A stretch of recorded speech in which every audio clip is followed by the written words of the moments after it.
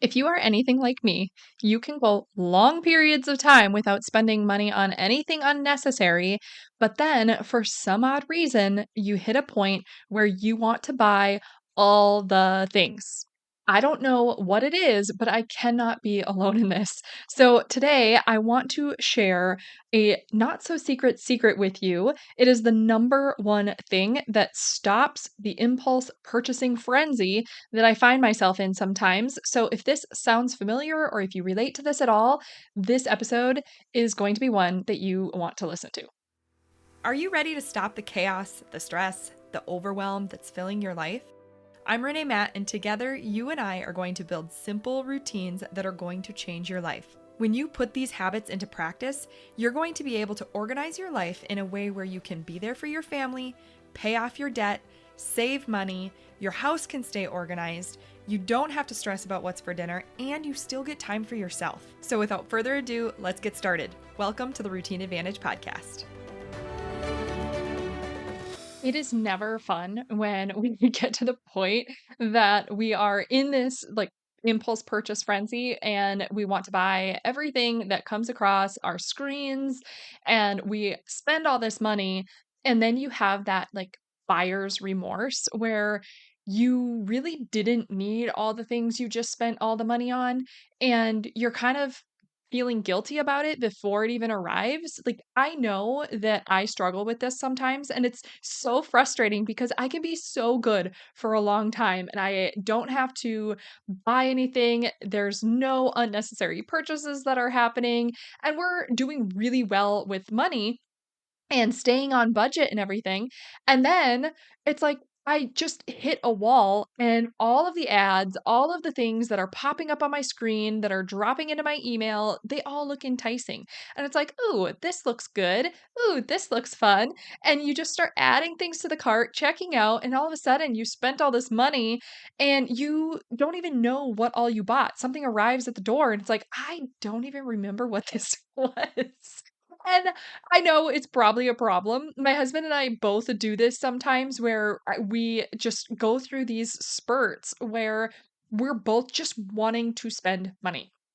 And it's not not real great. I'm definitely worse at it than he is. He has it a little more under control, but I do have these periods where it's like I just want all the things. It's like a new skincare drops and it's like I've been wanting to try that forever. My skin is feeling kind of, weird or off, or we're changing seasons and it'd be fun to try something new because I'm getting kind of bored with my old products, or a new lip color launches and it's like I don't often wear lip color, but what if I wanted to? What if I wanted to try it? And so you get a new lip color, or your hair starts feeling dry and it's like, oh, I would like something that feels more moisturizing. So this new hair care line that is being advertised and you see it every single time that you hop on your phone, and it's like, okay, I break down, let's go ahead and try it. Or it's all the things on Amazon that look interesting or somebody told you about that you add to your cart and you just try the things and you just check out. So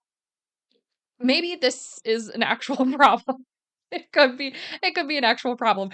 But I do have these periods of time where I just go crazy just spending money, and then I often find that I didn't actually need almost any of it.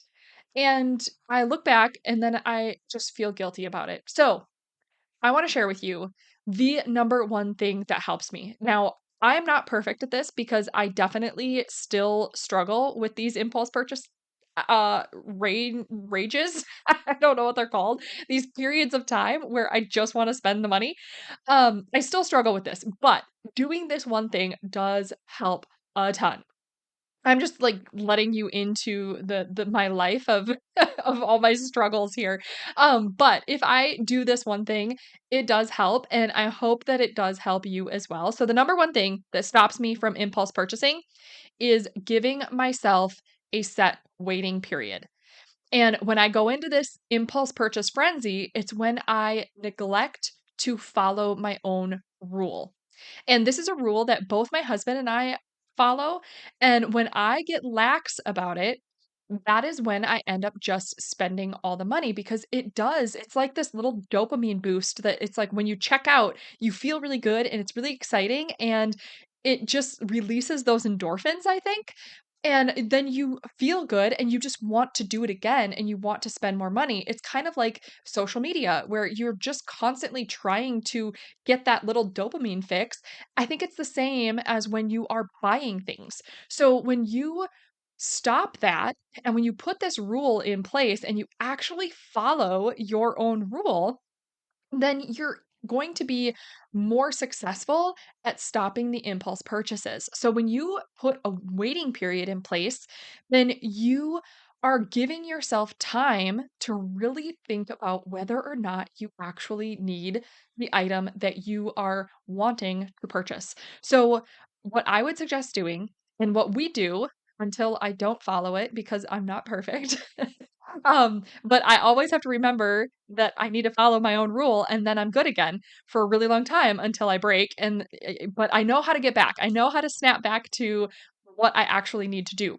And what you're doing is you're just making sure that you are not checking out the same day that you add something to your cart. So if you want to shop, go for it. Add things to your cart, do whatever you need to do. Like just add them to your cart and leave them and make sure that you don't go back at least until the next day. Some people will want to do the next day. Some people do 48 hours. Some people do the next week. For a period of time, my husband and I were actually like, let's put it in the cart and then look at it next month and see if we want to add it to next month's budget. And that worked really well. So we probably need to go back to doing that. But what we're really looking at doing is putting a waiting period in place so that it's not an impulse thing. It gives us time to really think about the item and whether or not it's something that we actually want to spend our hard earned money on. So when we put it in the cart and we have a waiting period, it gives time for us to kind of come down from that little like dopamine hit and it makes us actually think through the process on whether or not we are going to regret that purchase. And more often than not, we don't end up buying it. Sometimes we put it in the cart and then we come back to it and it's like, yep, I still want, this, and this, but all the rest of this can go. Or we look at it and it's like, yeah, we definitely don't need this. Let's wait and hold it until next month. And then when the next month comes around, we either completely forgot about it or we decide that we don't actually need it. And then in rare cases, we say, yeah, we still want to do that. Let's add it to this month's budget and then go ahead and buy it. But when we are giving ourselves this waiting period, we end up saving so much money because you're not doing all those impulse purchases. So, this is what I would suggest you do. Make sure that you for sure don't check out the same day that you add it to your cart, but give yourself an actual time period of are you waiting just until the next day? Are you waiting 48 hours? Are you waiting till next week? Are you waiting till next month and adding it to your budget? Like what are your parameters going to be for yourself that you want to stick to so that you have time to really think through whether or not it's actually something you want.